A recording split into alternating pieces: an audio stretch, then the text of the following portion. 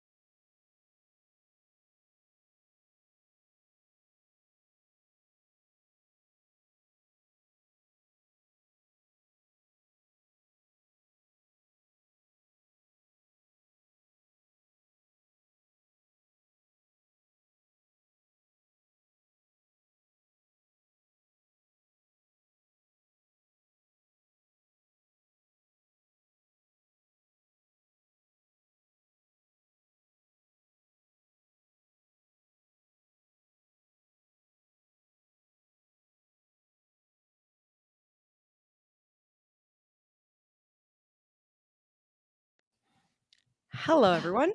My name is Andrea, product marketer here at Dreamdata, and welcome back to Attributed, a podcast hosted by Dreamdata. You can find this and other episodes wherever you get your podcasts. Today, we're diving into how B2B teams can create content that actually moves the needle. And to help us do that, I am joined by Amanda Natividad, VP of Marketing at SparkToro. So thank you so much, Amanda, for being here. And I thought might as well introduce yourself and SparkToro because I think you'll do it better than me. Thank you for having me, Andrea. So I'm Amanda Natividad. I am the VP of Marketing at SparkToro, the audience research startup. So at SparkToro, we have, we make software that helps people learn more about their audiences.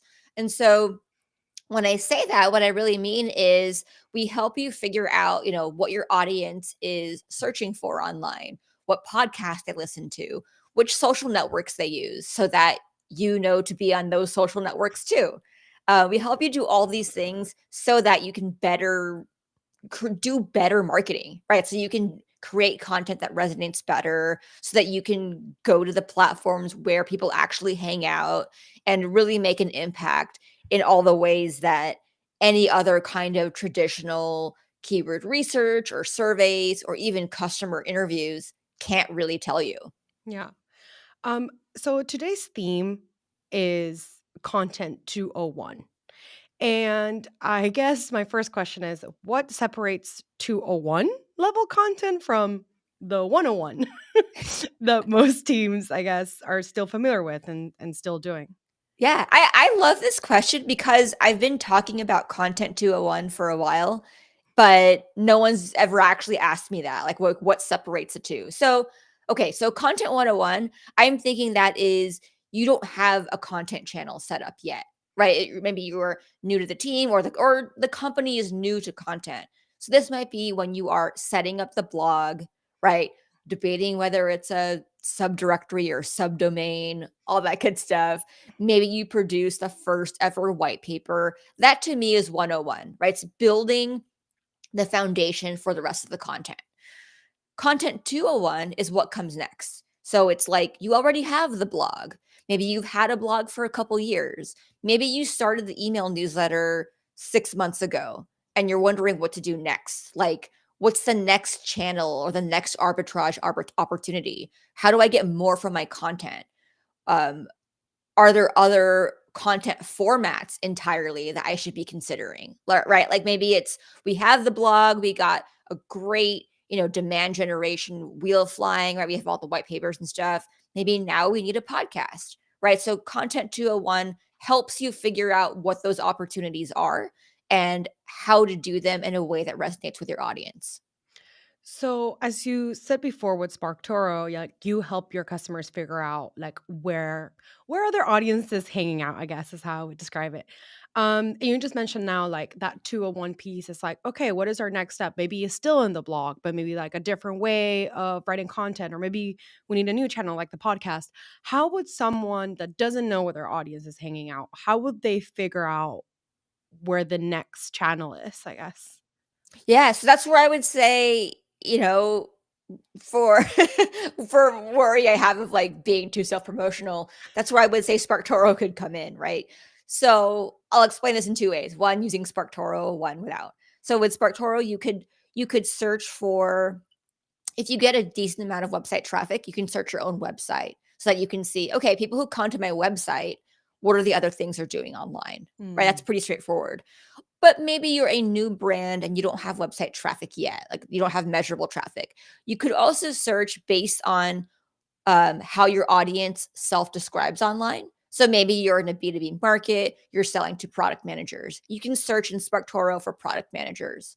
And finally, you can also search by search keyword. So based on the keywords that your audience is Googling, which helps if you are doing something more pain point oriented. So maybe you are a skincare company, right? You Mhm. could search for maybe not just skincare, but maybe you can search for like you can run an audience search based on the people who are searching for ways to brighten and smooth out their skin. Right? Just that's a very specific skincare Yeah. concern, right? So you can do that. Then SparkToro will show you like, hey, this audience is more likely to use LinkedIn compared to the average internet user. Okay, here are some other popular websites that this audience frequents. So maybe now you can consider them for co-marketing opportunities. That's one way to go about it. Another way to go about it is, I would say, by guessing and testing. Right? I think you could call up a couple of your customers if you can, right? Ask them a bunch of questions like, hey, what social networks do you use? What social accounts do you follow? But one, that takes a lot of time, right? Not everyone has a direct line to customers. And other thing is, as much as I do think it's very important to talk to your customers, it's also expensive too. If you're a customer, you don't or a potential customer and some company reaches out to you and says, "Hey, can I just talk to you for 15 minutes?" You don't wanna do that. Like, why? You might even be like, "Okay, what are you gonna give me? Like, are you gonna pay me for my time?" Which is fair, right? Which is why I say it's expensive to ask for that. And that's why I say, like, I would say guess and test. So if you think your audience might be on LinkedIn more than the average, Yeah. for their pain points, then yeah, you can like go on LinkedIn, look up maybe some job titles to see to find some people with that job title, and you can kind of create a sort of proxy list of people who post online to follow and kind of see their pain points. I think that's a good way to go about B2B, just because I think it is a safe guess to say, I think my customer, in the B2B space is probably on LinkedIn. I think that's a fair guess. Yeah. Yeah. Absolutely. I really like this whole idea of like guess and test. Especially if like for example, if a podcast is not going to be like this massive undertaking, if it's like a microphone in a meeting room, just try it out, see if it lands, and if it doesn't, like, you know, no harm, no foul. It wasn't Yeah. the biggest investment. I think definitely I'm a big fan of whatever you do, whether it's content or not, like experimentation does bring about a lot of cool stuff. And it's fun. I just forgot to say, if anyone has any questions, please do ask them. I'll make sure to bring them up. And Amanda will make sure that you come out with some helpful advice. But if not, we can just keep going. Yeah. I know that you also a part of this content 201 philosophy that you very much champion. You also talk about or maybe challenge a little bit this idea of like doing more, like publishing more, shipping more mentality. And what do you think like when we look at B2B teams specifically, what do you think they still misunderstand about what quality content actually means? Yeah. This is a this is a tough question because there is no universal standard for what quality means, right? Like it's subjective. I can say that, you know, I can say that, oh, I still think SNL, Saturday Night Live is funny. I might say that. I think it's great. I think it's funny. I still like to watch it every week. Someone else might say, no, this is a terrible show. Hasn't been good since the 90s. Yeah. Right? Those are two different opinions, different opinions and quality. That's not helpful. What I think is more helpful is to find that sort of balance between trying to develop taste.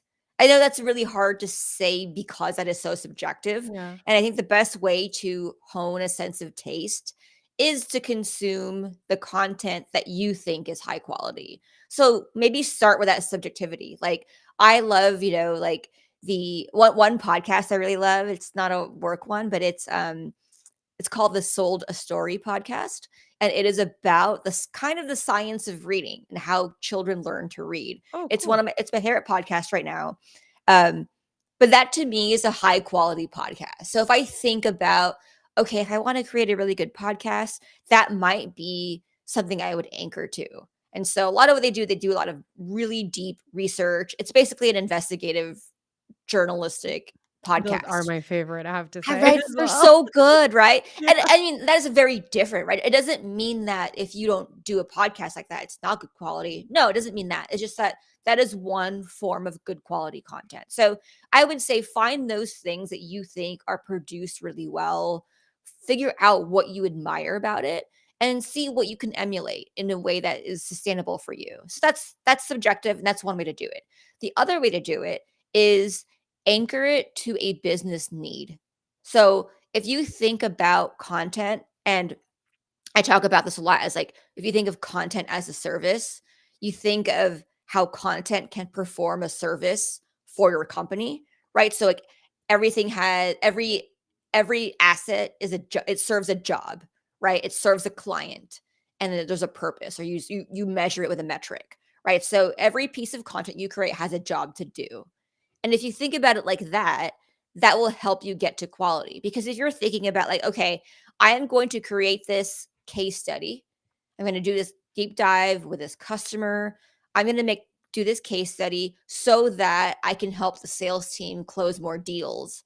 Like that's a specific goal, and that gives you enough objectivity where you could probably get to a decent sense of quality, right? Where the things like how it's designed, whether you did a PDF or a microsite, like those things matter a little bit less in terms of the quality, right? Because at the end of the day, your sales team might say, I don't care what it looks like. Just get me the details. Like, get me these 3 bullet points that help me close the deal. Yeah, You I can need the put it numbers. right. They're like, put it in a Google Doc. I don't care. Right. So like that's a good example of like kind of high quality, but also very subjective. When you talk about, treating content as, like, content as a service, Mhm. um, I really like that you brought up, for example, a success story for sales, because that's such a specific example. And also, what I like about looking at it as like that there's a client and that there's a job is that it also gives the content piece, again, regardless of format, we're getting to that later, but it gives the content piece like KPIs automatically, right? Yeah. Like, Yeah. um, so it just gives you a guiding light so quickly, that you know, like, the purpose and you know what metrics it's being judged on. So now, and I think that always that can even inform it down to format, right? But I guess back to the experimentation, when we look at this content as a service, how do you decide which assets deserve maybe like a deeper investment, kind of like that investigative journalism podcast that we were talking about, and which ones should maybe stay a little bit it's experimental, or lightweight as well? Yeah. I mean, I like to say to come up with sort of the smaller experiments that give you clues as to whether you should make them or you should invest more deeply. Like, and I think the reasons to invest more deeply can go beyond just, "Oh, it makes us more money." Because sometimes, because I mean, that's a really good reason. But another good reason might just be, "Oh, because this makes our content more sustainable for us." Like, Mhm. this gives us more time to or, another channel to produce content for that we can repurpose from, and it kind of adds to our overall idea bank.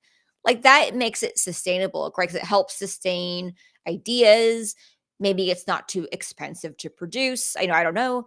Maybe it gives the sales team more conversational pieces, like those things still matter. So I guess I would say think about the things that make it more sustainable for your business. Whether that means it makes you a ton of money, brings in a ton new leads, or it helps feed the other parts of the business. Like maybe it even helps customer support because maybe you're sort of answering questions at scale, and then figuring out if there's a way you can measure that. Like Mhm. maybe it can be something as simple as like looking at contacts reduced to the customer support team. Like, or looking at like, hey, since we started this podcast and covered this topic, fewer people ask us about this thing. And then, like, because that'll still show like, okay, the team saved time talking about this. Well, how would you then would or I don't know, just wondering, would you then try to align again content as a service that has like a client and a job? Would you then align that job with like business outcomes? Because when I hear this, that's a business outcome, right? Like um a couple of weeks ago, we had a conversation about how marketing can support the entire customer journey, even post sales. And we had this conversation, and we're going to get into it, I promise, about AI and LLMs, of course. How we noticed at Dream Data that when using our product, again, I guess I'm joining you in the self promotion, when, when using Dream Data, our own product, and sort of analyzing the deals that moved further and further down the funnel down to closed one, we saw that LLMs were actually surfacing a lot of our documentation. So we were talking about like, wow, should marketing also like own documentation or like some parts of it or Mm. whatever. So back to the example that you just gave, what I hear is like, okay, let's say that right now customer support or customer success are really fighting for their lives on whatever onboarding. Um, could that be a way of being like, okay, this is the business problem? How can different departments like help? Marketing can be like, okay, that's the job. Then what is the content to like help out that job? Is that a way to like practically think about it in our teams? Yeah, I think so. I think that's a great way to think about it. I like to think of that kind of jobs to be done lens of content. But I also want to ask you if it's okay. Oh, How please. do how do you think about this podcast? Like how do you track success? What are the KPIs that you look for?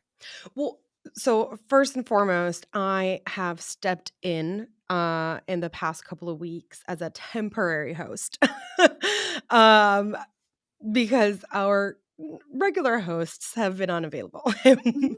So that's one. But the way that we look at it, so this was started before my time at Dream Data. And again, it was actually started as a guess and test experiment, Mm, um, where they were like, let's just try it. We already have the microphones. Again, we're not losing anything by just trying it out. And the way that we um, or like the way that they assessed at the beginning was just looking at those very early, like, is anyone listening to this? Like, let's start there. Like, is anyone listening to this? And it's part of a bigger, for a lack of a better word, strategy that we have of employee led content. mhm, Um, and then we noticed that, yes, some people, were listening, but what was actually working the best was that our guests would share that they were going to participate in this podcast. And that sort of got eyes on Dream Data even more. And Stefan and Laura, they are our hosts. And then we saw that their content was getting pushed out to other audiences. And that's actually how the success of this podcast was measured. Now it's your typical downloads. We look at like the follower count of the guests that agreed to be part of the podcast, if that's growing. And it's all very, I guess, what they call vanity metrics and top of the funnel. But we're also okay with that. I think sometimes people think that because we're an attribution company, it's like everything must be measured, everything must be like attributed. And we do believe that in many ways, but we also understand that there's content that serves different purposes. And this podcast has been one of them. Later on, we actually started getting some feedback from customers that this podcast has helped them a lot in their own marketing, and started noticing that customers became like, I guess, loyal audiences to this Mhm. podcast. And that to us was like a big, it's not a metric that we follow in the sense that like I won't be able to tell you what percentage of customers are active listeners, but it was enough feedback from customers that we were like, okay, we need to keep this on. Like if our customers that are B2B marketers are using this to help them figure out how to do their jobs, then like that's good enough feedback for us. And speaking of like scalability, I remember this was a while back where because it was such a big success at the beginning, we just wanted to do more and more and more, and it just really became unsustainable. Like we just didn't have the time for all the bookings and all the recordings and then the repurposing them and then putting them. It was just a lot. And we decided to sort of bring it down a bit to once a week. And that was a really good decision because there was this noise. So we could have more time to promote the podcasts. And because we weren't as busy, it also sort of raised the bar of quality as well. Yeah, that's Yeah. super fast. I mean, all of this is truly really fascinating to me because Dream Data is an attribution company, and I think what's really interesting to me is that I feel like and look, this is outside looking in. You could say maybe you just think in your head, but you could say I'm totally wrong. But the sense that I get outside looking in is that your team inherently understands like brand personal brand driven content, where it's like measurement attribution is not going to be perfect, but I get the sense that it's okay with your team. That Oh, it's like there's going to be 100%. stuff we just don't know, or at least maybe it's more like directionally you can tell something's working, Exactly. right? Exactly. I think also, again, because we are the attribution guy, sometimes people are shocked when we say these things or don't believe us. But like, we are, and like we do believe that if you can track it, you should. 100%. We Yeah, if you UTM. can. Yeah. Yeah, yeah, yeah. We UTM everything. Like Yeah. everything. But I Yeah. think one of the biggest, or like the not the biggest, but the first very viral moment that Dream Data had was Laura Ardem, director of sales over in the US team. Her and Stefan, our CMO, Stefan Hillebrand, they were going to New York. I can't remember for what event, but they were going to New York. And then she just had this silly idea of buying a billboard in Times Square for like a couple seconds. I can't remember how much it cost, but it wasn't that much. And then she talked to the designer and she was like, can you just, it was literally just like the Dream Data blue, like our color, and then our font, which is very recognizable to us, obviously. And then it said something along the lines of like, our CMO wanted to use this budget for paid ads or something. And then she bought it, and then they went to Times Square, and she's making a video. And Stefan thinks that the video is going to be like, I don't know, like we're in New York, whatever, for LinkedIn. And then all of a sudden on the phone, like on Laura's phone, he sees behind him the the billboard. And he turns around and then he looks back and he's like, Laura, what the F? How are we going to attribute this? And then it just cuts, and that went extremely viral. And if you were to ask anyone in this team, like it went viral in the sense that it was being used in presentations by like, quote unquote influencers on LinkedIn. The actual video itself went viral. It was being keynote speakers were referencing it as a good example of like how to do content, da da da. And if you ask anyone in this team, like, can you attribute anything to that?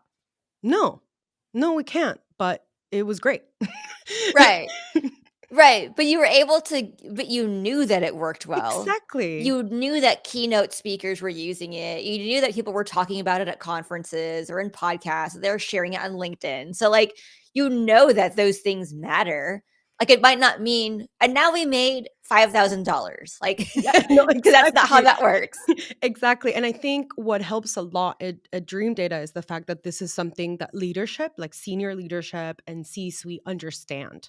They Yeah. understand that once in a while, we're not going to, like, if I went to my CEO today and I was like, I want to use $10,000 for this silly idea. Yeah. I think he would be like, what are you expecting out of those $10,000? But I can't remember what the figure was for a Mhm. couple of seconds ad on Times Square. Laura Well, shared it once. can you tell us, is it over or under $100,000? It's way under 100. Oh, It's a wow. way under. Like I think she shared it once. I think it was $500. I can't remember. I'm sure if you ask Laura, find Laura or them on LinkedIn, if they'll Yeah, tell you. yeah. But it wasn't Tell that us. much. Like Oh, it, and the other thing, though, that works so well is the fact that it was content for your audience, yeah, right? Like, if you did something similar for the Super Bowl and you're like, "Did our Super Bowl ad air?" That probably wouldn't be it, because maybe your audience is watching the Super Bowl, but, like, by and large, the Super Bowl audience is not the Dream Data audience, right? exactly. Like, the whole, like, square is not a rectangle, whatever. Yeah. It's like that. But at the same time, with this particular example, the content itself, like, what the F, like, where's the attribution? And like posting it on LinkedIn, like that is where Dream Data's audience is. That is what Dream Data's audience thinks about and would find funny. Therefore, that's why that went so well. Yeah. No, Yeah. 100%. 100%. But again, um, I think it was one of those examples of which is another thing that I like, and that just works because it fosters a culture of experimentation. Is that after that was so successful, it was kind of like, let's just try and do different things. And sometimes things don't work. Sometimes we think something is hilarious, and they just like no one cares. Yeah, but then the other good thing about that is if they don't care, it just means they didn't see it. Yeah, No one's like, "Wow, did you see how cringe that was?"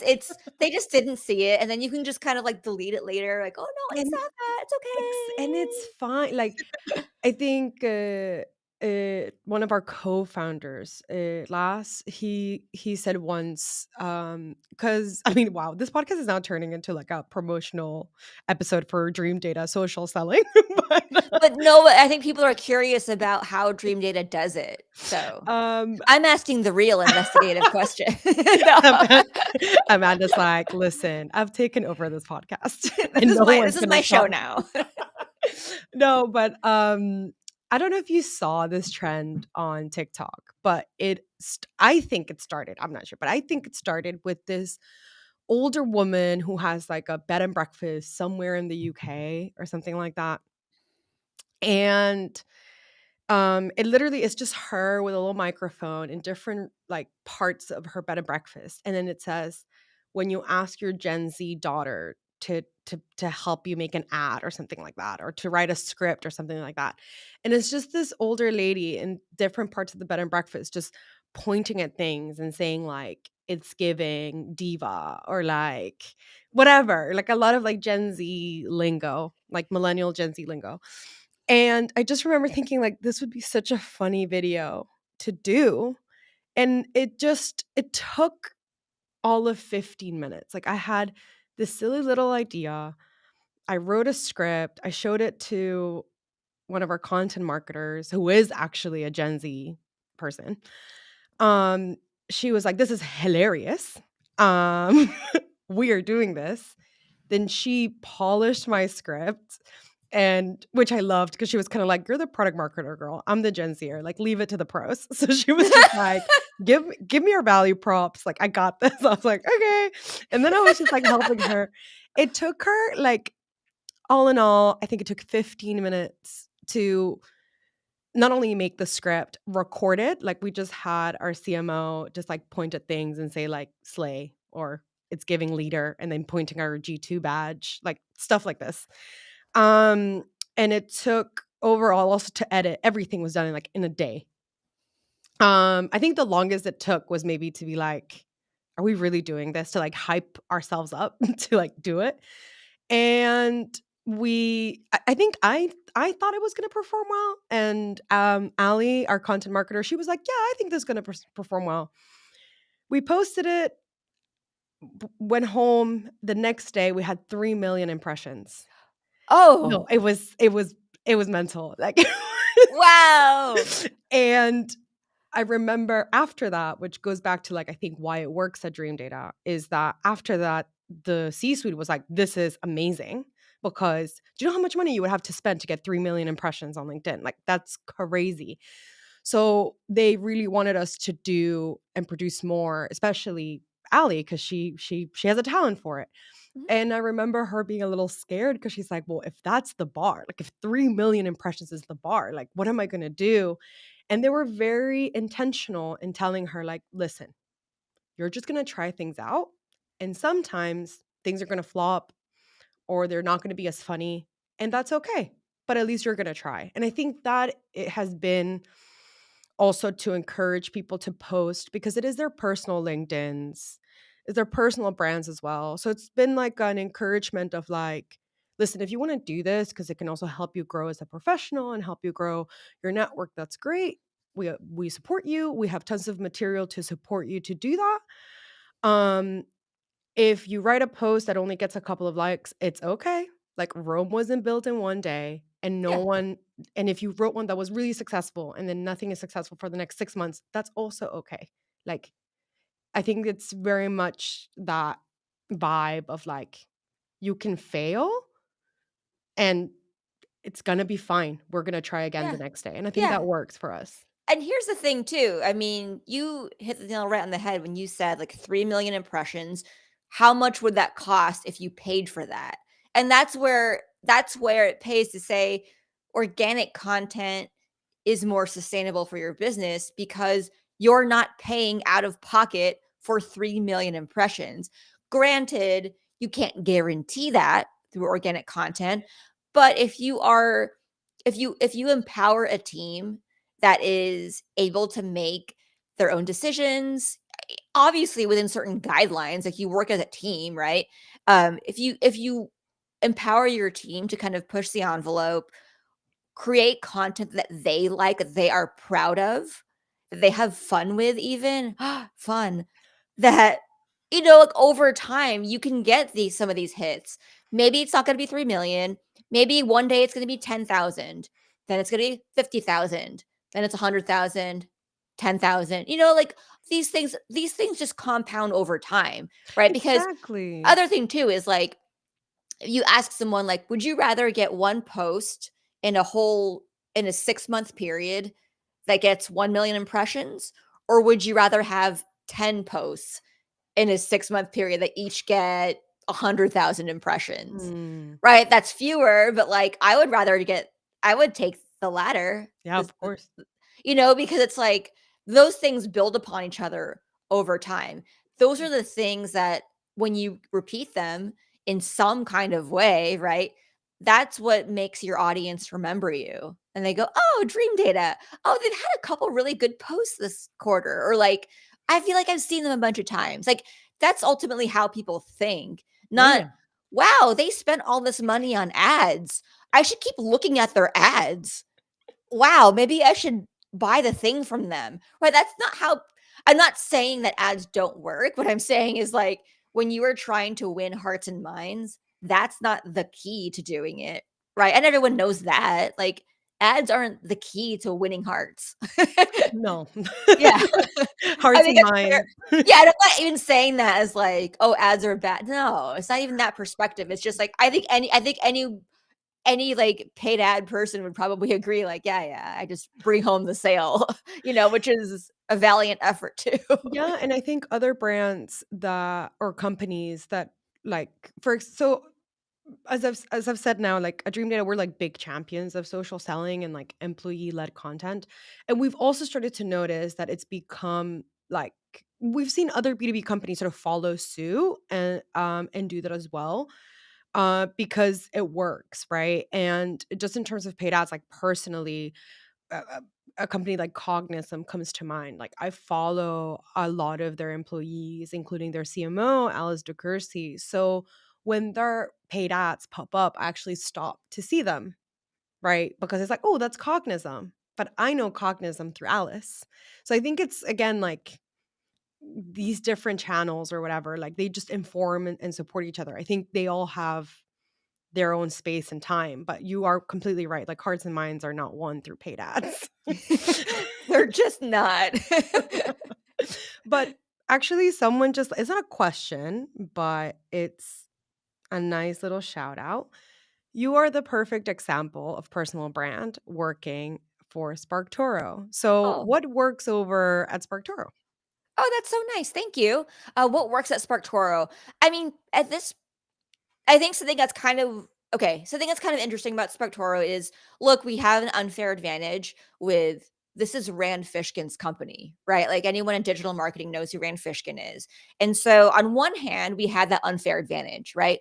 But on the other hand, that means that one would think that I would come into this company like, okay, let's do all this content under Rand's name, and sometimes we do, but we also believe like, well, that's not sustainable. Like everything can't come from Rand. We can't have all the emails go from Rand Fishkin. Like that's just not like good for us. Like we want people to know SparkToro.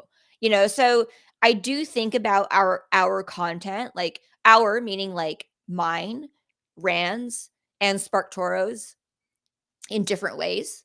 Right. So like I kind of just use our roles accordingly. So things that come from SparkToro are like, well, what does the company think about this thing? So obviously it's going to be like product features, news and announcements. Yeah, yeah. That's pretty straightforward. But then also like what Rand and I each say about the news and announcements and new features, then it's like our perspective on it. Rand might say something more overarching and more visionary driven, like this is what it means for the marketing industry. And then I would approach it more as a marketing tactician. Like, here's what this new feature means for your workflow today. Right. And so those are three different perspectives.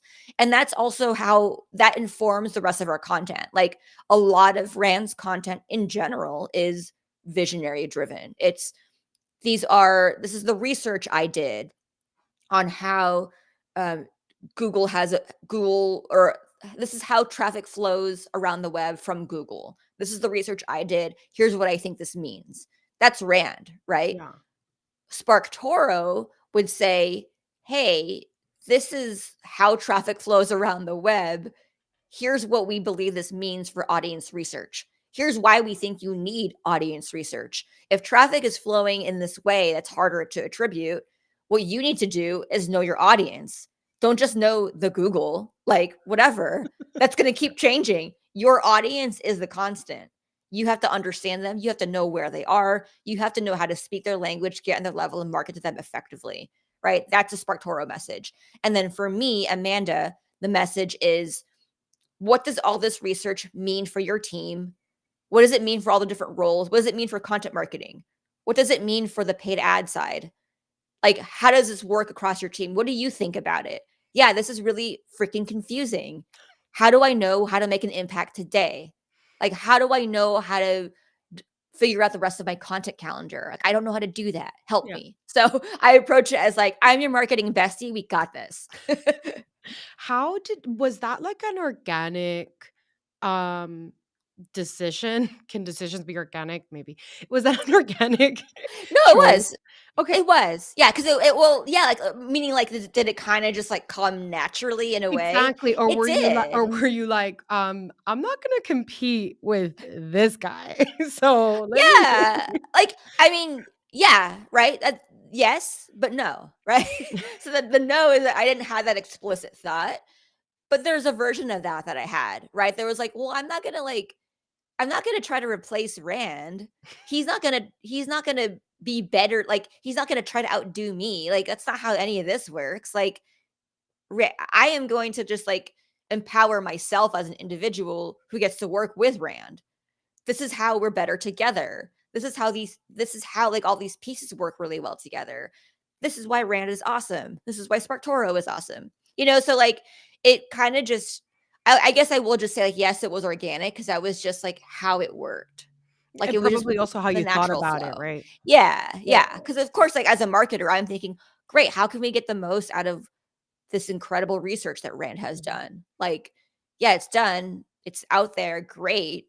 But like, now what for Yeah. marketers? What does it mean today? How Yeah. does it change what you do on LinkedIn? Does it change what you do on LinkedIn? Those are the questions that I'm Yeah. pursuing next. Yeah. What were you so over at Dream Data, how the whole social selling started over here was Mhm. and I hope I'm not telling the story wrong because it was before my time, but I'm pretty sure it was Laura made a post. She did not think it was a controversial post. It was a post about attribution, mind you. Um no one was really posting on LinkedIn, no one from Dream Data at the time. But she just had an inkling that there was something here.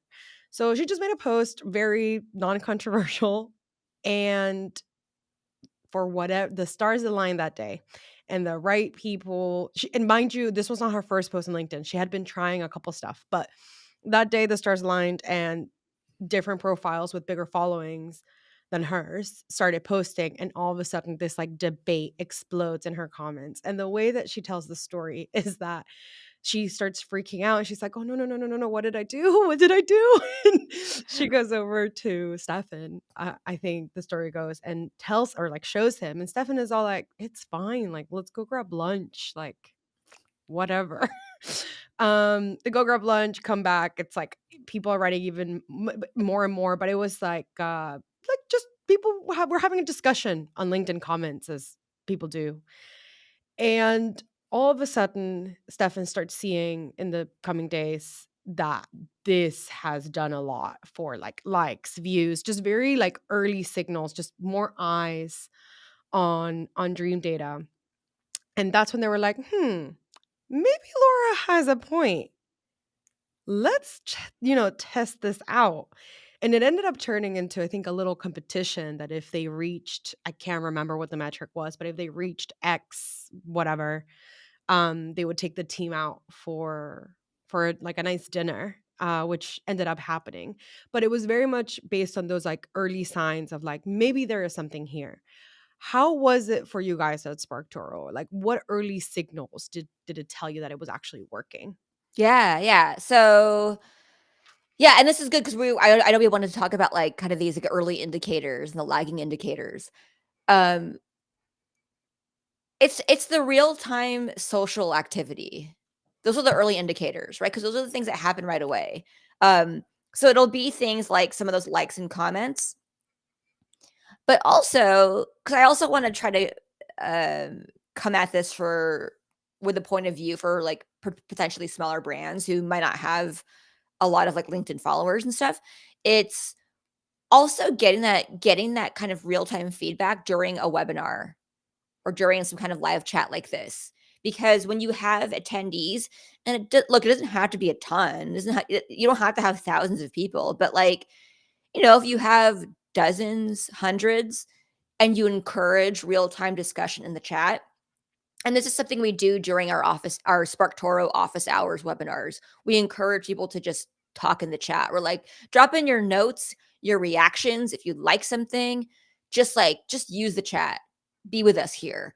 That helps us a lot because as we're presenting, covering examples, talking about new ideas, we can see that real-time feedback of like, wait, I don't know what you mean. I don't understand that. Like, can you explain that again? Can you give an example?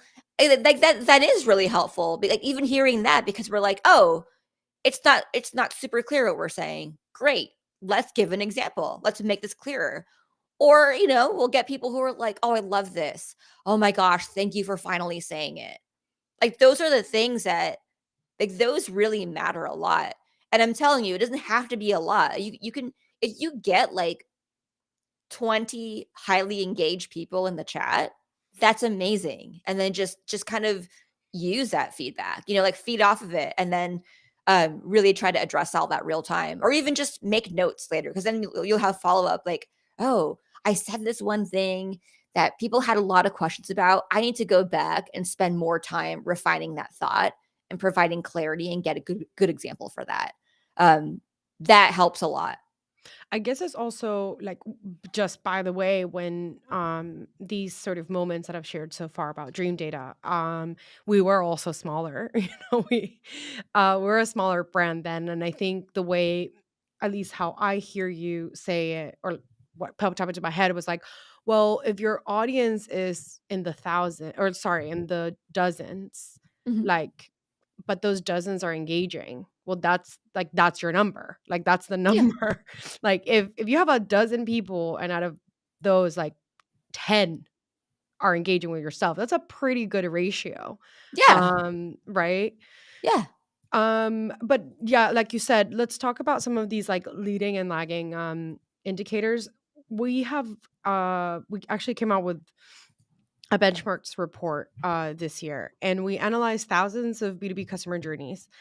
And we saw that on average, the B2B customer journey is 211 days. And with only, 211 days yeah, to before purchase? from first touch to close one, that's 211 days. Huh. And with only 62 of those days in the sales pipeline, which means that marketing is responsible for roughly like 70% of that journey. Ah. And so, given that very long window of time, how should teams think about measuring the performance of their content, right? If content is going to deliver value in months, what what should they look at? Yeah.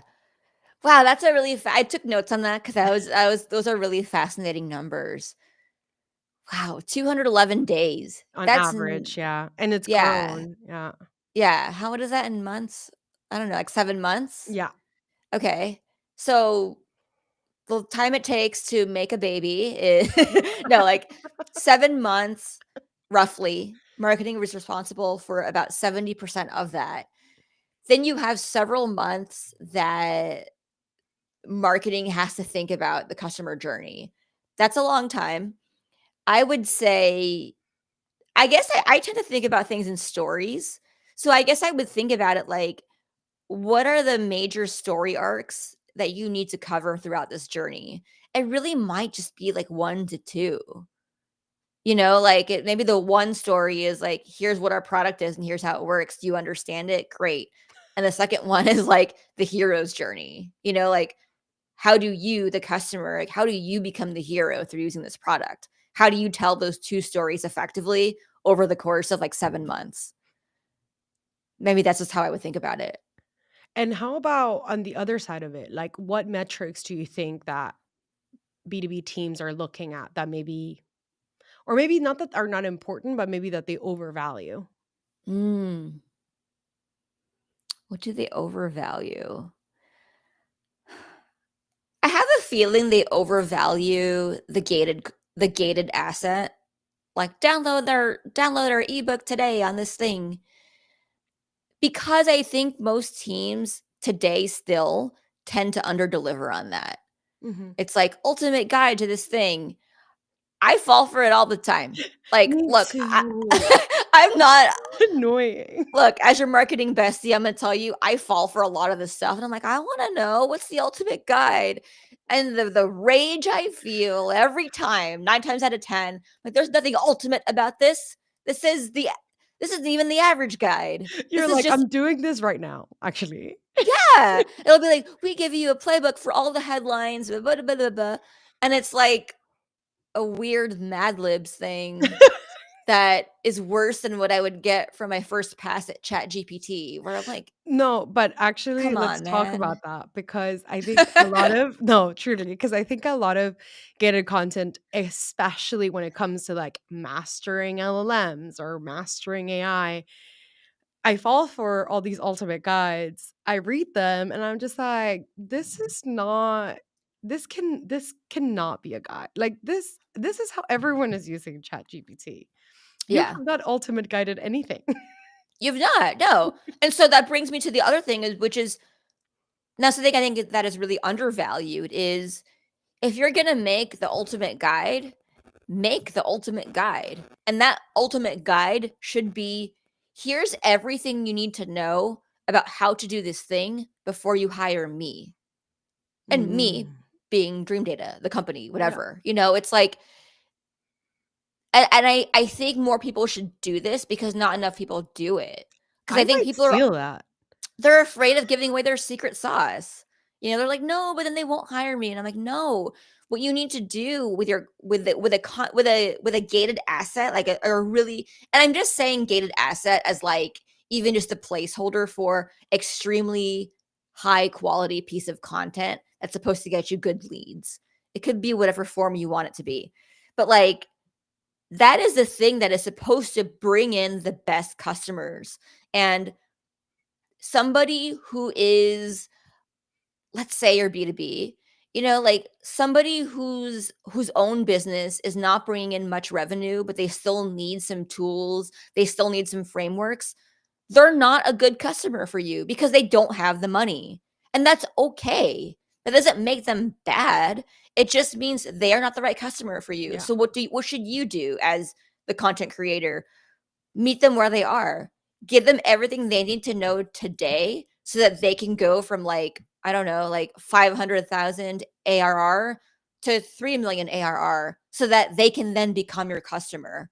Like do it. Fine, create this content that is extremely helpful to this person so that they don't have to buy your product because this person who is not making it, their business not making a ton of money, they're not in a position to spend $5,000, $10,000. I don't know, however much your service costs, like they're not in a position to spend that. But it doesn't mean that they will never be in a position to spend that. So it's like think about how can you enable them to get to the next step so that they can be in a position to buy from you. Because I guarantee you, a person who learns that much from your content, who is like, holy moly, this company helped save my business. Now, like, I get to hire employees and I'm doing great. Yeah, they're gonna buy your product when they're ready. But that also means of thinking about content back to the conversation we were having about the customer journey. That's also thinking about content as like a very long game, right? Yeah. And obviously that shouldn't be you shouldn't just be making content that means that you're gonna have customers in 3 years. But Yeah, yeah, yeah, but, like, right. some of it should be, right? Yeah. Like, and and I like and that perspective. Like, don't be yeah, scared if it yeah, doesn't turn into like influence pipeline by the end of right. quarter. But Yeah. but the thing is too, when I'm saying create the definitive guide should only be one guide, right? Because it's definitive. So what I'm really saying is I'm not like don't you can't make one definitive guide per month because then they're not definitive. Like if it is definitive, you make one and then you're done for the next like 3 years because it was definitive. Come And on, then guys. the rest of the time you could just spend in making content that is actually going to Right. So you bring have revenue that year.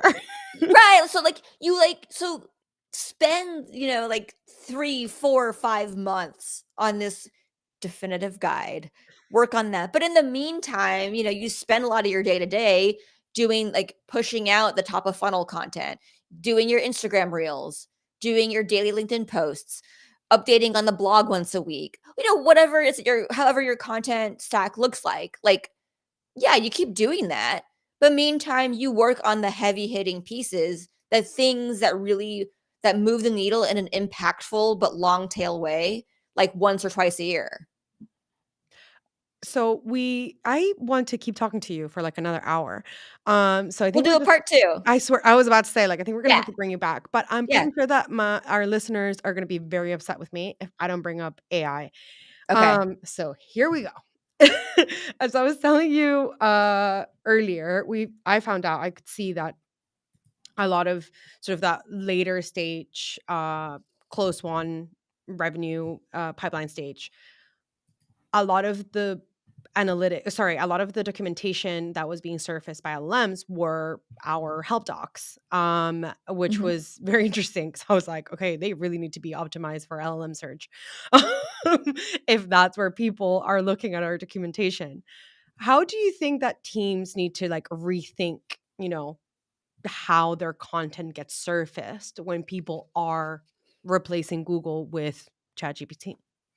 Well, I mean, my response to that is also a lot of questions. It's are people actually replacing Google with ChatGPT? If so, are they actually clicking on the things? If so, okay, then let's talk about how do you create content that gets here, right? So part of it is understand if there actually is an opportunity, right? Because like one thing we've seen through some research at SparkToro is that Google has actually grown last year. Like when if you were to do an apples to apples comparison of search like behavior in ChatGPT compared to search, right? Because people use ChatGPT for a number of reasons. And we know that it's only a small portion of it that correlates to search like behavior. I believe SEMrush did a study on this. And I want to say it's something like roughly 20%.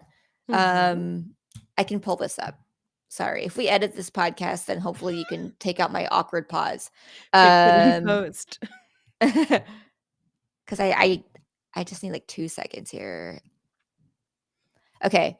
So we know that okay, 70%, this is your data from SEMrush last year. Roughly 70% of ChatGPT prompts are for non-search like functions, like creating images, summarizing text, writing code, cheating on your homework, right? That's most of it. So which means that roughly 30% of ChatGPT behavior is search like. So when you compare that to Google, and look, we actually know, I mean, I think Sam Altman himself said that like ChatGPT gets like a billion messages a day. Great. That's a great number to work off of. If we assume that roughly 30% of that is search like intent, that means there are roughly 38 million searches, quote unquote searches per day on ChatGPT. When you compare that to Google, Google actually gets over 5 trillion searches per year, which means 14 billion searches per day.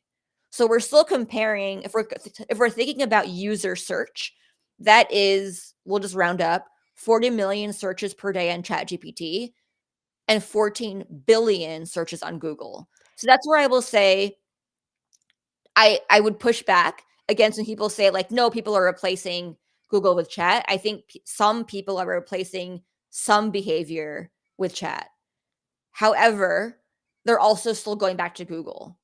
Now, our friends over at Siege Media, they did a smaller study on the impact of like homepage traffic from ChatGPT and found that the more that a brand appeared in ChatGPT results, like in LLM overviews, Yeah. the higher their homepage traffic was, which basically just meant that more people were seeing them mentioned in ChatGPT or maybe even like Claude or Gemini. Yeah. Over time, we're going back and going, oh, what was that brand again? Oh, yeah, I'm going to go search for them. Mm. So it's maybe I would just say, I feel like I covered a lot in just that small time frame, like a lot of numbers. So maybe I'll just kind of wrap up with like, maybe zoom out on that. It's not so much how do I get in the LLMs? It's how do I create content, do my marketing in a way that is more impactful to the digital ecosystem, which is inclusive of getting mentioned in the LLMs?